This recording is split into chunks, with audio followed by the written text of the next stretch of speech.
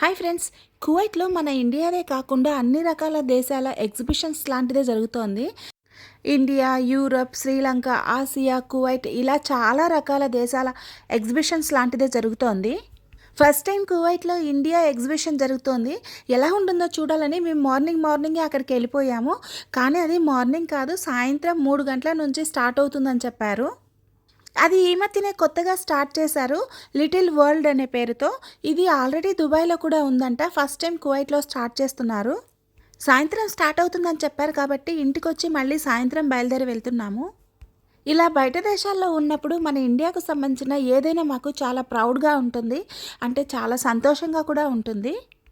Main entrance gate పక్కనే first మన ఇండియాకు సంబంధించింది చాలా పెద్ద ఎగ్జిబిషన్ లాగా పెట్టారు. మిగతా కంట్రీస్ అన్నీ కూడా చాలా చిన్నగా ఉన్నాయి, కానీ ఇక్కడ ఉన్న అన్నిట్లో మన ఇండియా ఎగ్జిబిషన్ చాలా పెద్దది. స్టార్టింగ్లోనే ఇలా బట్టలు పెట్టారు. అలాగే ఇక్కడ ఆదివాసీ హెయిర్ ఆయిల్ షాపులు కూడా 2-3 షాపులు ఉన్నాయి. ఇక కువైటీ వాళ్ళను ఆకర్షించేందుకు మన ఇండియాలో ట్రెడిషనల్గా ఉండే చెప్పులు చాలా రకాలుగా ఇక్కడ ఉన్నాయి. అయితే వాటి కాస్ట్ చాలా ఎక్కువ చెప్పారు.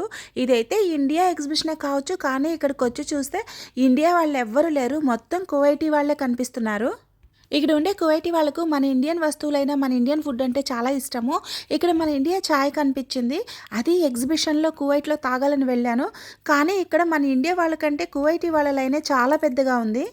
ఇది ఈ మధ్యనే స్టార్ట్ చేశారు, అందువల్ల ఎలా ఉంటుందో చూడాలని చెప్పి మా పాప చాలా ఆతృతంగా ఇక్కడికి వచ్చింది.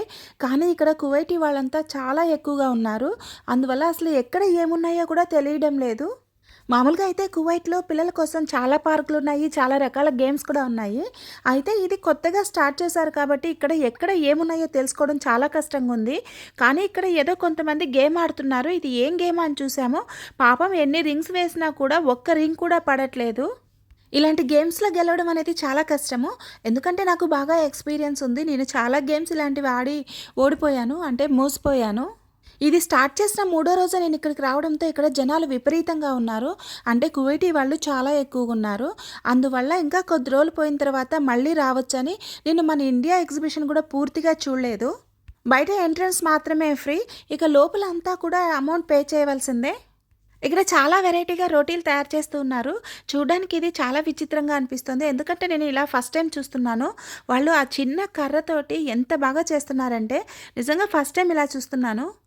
ఈవిడ తయారు చేస్తోంది ఏంటో చూడాలని చాలాసేపు వెయిట్ చేశాను. ఈవిడ రోటీలాగా తయారు చేసి పక్కనున్న వాళ్ళకి అందించింది.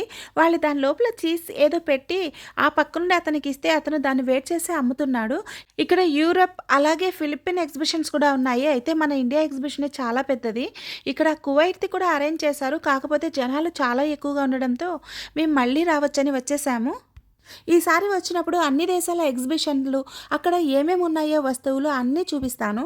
Thanks for watching my video.